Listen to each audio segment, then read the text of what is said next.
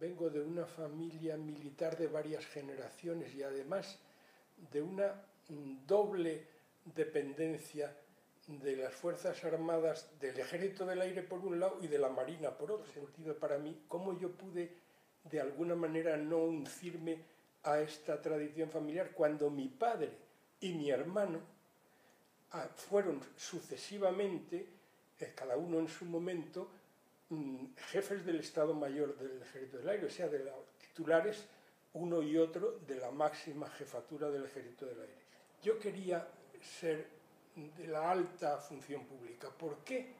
Quizá porque no hemos hablado mucho, pero no sé si vale la pena hacer un paso atrás, de la formación que yo pude obtener en la Facultad de Derecho de los años 50, que era una maravillosa facultad en la que había maestros como don Federico de Castro, de civil, o don Nicolás Pérez Serrano, de político, y en administrativo don Luis Jordana de Pozas era el catedrático de administrativo, pero su adjunto era Eduardo García de Enterría. Y Eduardo García de Enterría nos propuso, a unos pocos del curso de tercero, un seminario que duró tercero y cuarto, y era sobre la función pública superior. Yo creo que mi vocación nació ahí. Y bueno, ahora que ya nos ha dejado, aunque su recuerdo esté siempre vivo, porque yo he tenido por él una admiración y un afecto enorme, pues sigo pensando que lo que acabas de decir lo suscribo.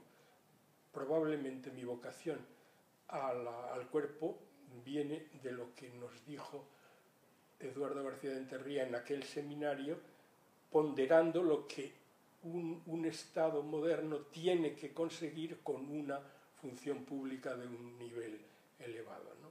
Elegí vivienda porque era de las plazas que se ofrecían la de más alto rango. Era todavía con el nombre veterano de jefe de administración de primera, una cosa así se llamaba. No estaba todavía impuesta la terminología posterior. Mira, el centro en el que yo trabajé bajo la dirección inmediata de un francés y con otros dos de nivel superior, o sea, éramos un cuarteto, digamos, un francés, un español, un inglés y un canadiense, trabajamos los cuatro con un espíritu muy de compañerismo y de concepción entre los cuatro de la tarea, en un centro que las siglas en francés es CAFRAD, Centre Africain de Formación et Recherche Administrative pour le Développement.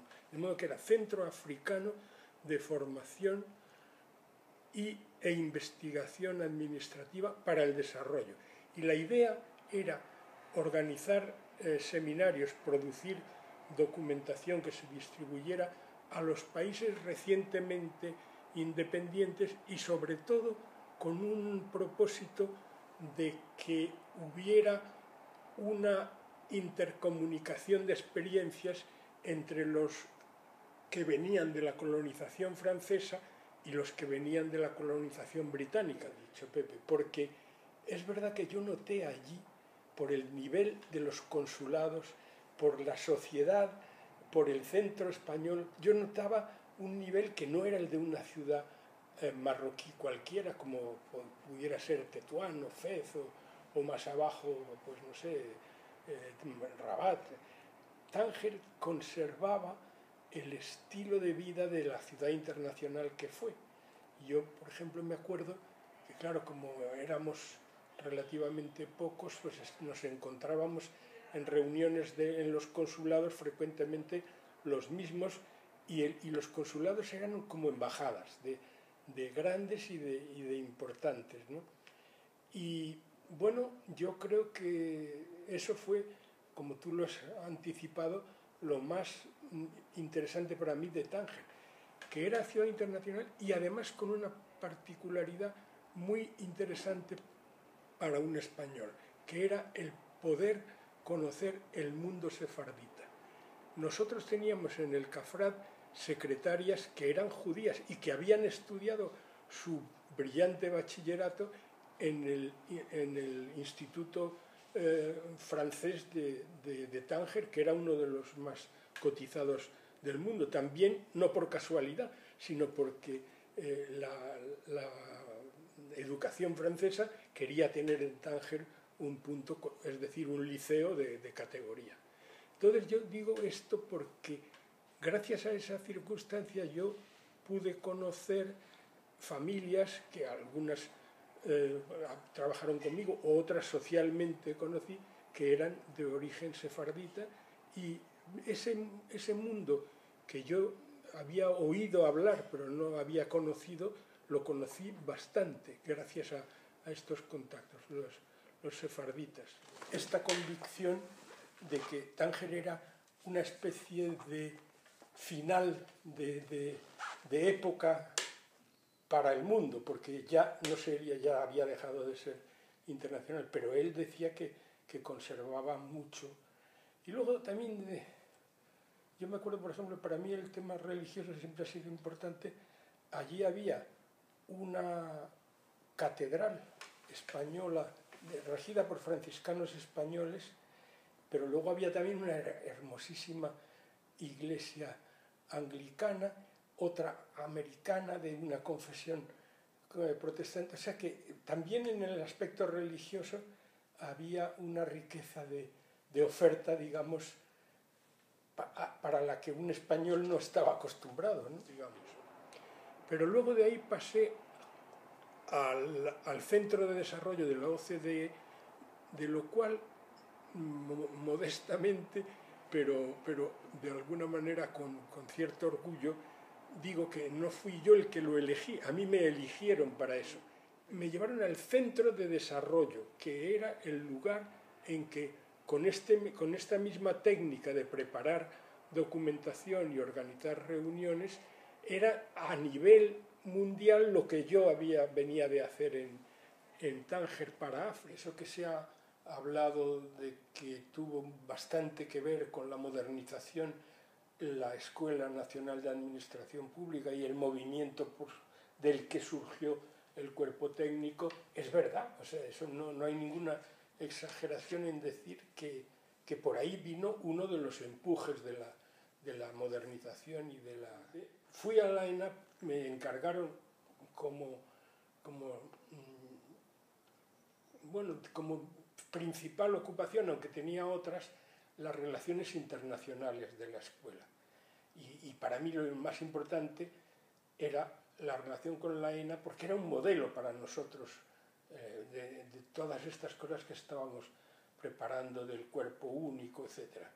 Bueno, entonces pues tuve la suerte de que me recogieron después de esta larga errancia por la administración internacional, me recogieron como el compañero que era de todos los que estaban allí, pues me recogieron en Alcalá, que no podía decir que no, porque era Landelino Lavilla, amigo mío de la facultad, el que me quería llevar a justicia. Entonces yo, con Landelino Lavilla por un lado y con Juan Antonio Ortega Díaz Zambrona, que era subsecretario, formaba una tripleta que ellos querían que se tradujera en que yo fuera secretario general técnico, porque ellos ya eran ministro y subsecretario. Pero yo viví la tragedia del asesinato de Jesús Haddad, que era un compañero nuestro, que lo habíamos llevado allí entre Juan Antonio Landelino y yo, porque habían atentado contra el anterior, que era un chico estupendo, que por ahí está, quiero decir que atentaron contra él y claro, ya pues hubo que prescindir de él y entonces había que sustituir y tenía que aceptar a alguien que supiera que estaba arriesgando su pellejo. Y Jesús Haddad, que era un valiente, además de un gran funcionario, porque entró en las prisiones con una... Nadie se atrevía a pasar el rastrillo y él era un valiente, pero además no a lo loco, sino sabiendo lo que había que hacer. Pues lo mataron al salir de su casa para ir a trabajar, lo vio su mujer desde el balcón de su casa. Y yo llego al ministerio ese día y uno de oficialía mayor, que era una persona de peso allí, me dice: don Rafael, que acaban de matar al director general de penitenciarias. Y como el ministro y el subsecretario no están y no sé cuándo, yo le sugiero que vaya porque está ya en el hospital tal. Y yo, claro, lleno de dolor porque le quería mucho, pues fui allí. Y ya encadeno con un recuerdo personal también. Antes de que llegara el ministro y el subsecretario, llegó Adolfo Suárez. El presidente. Y yo estuve hablando con Adolfo Suárez, al que había cruzado alguna vez, pero no había hablado con él. Y yo creo que Adolfo Suárez tenía, entre otras virtudes, la capacidad de empatizar o de hacerse cargo de una situación para vivirla él con la misma intensidad con la que los que le llamaban a convivirla lo hacían, ¿no? O sea que yo creo que Suárez tenía muchísimas virtudes humanas, también políticas, por supuesto, porque es una cosa absolutamente mendaz el hacer creer que no daba la talla.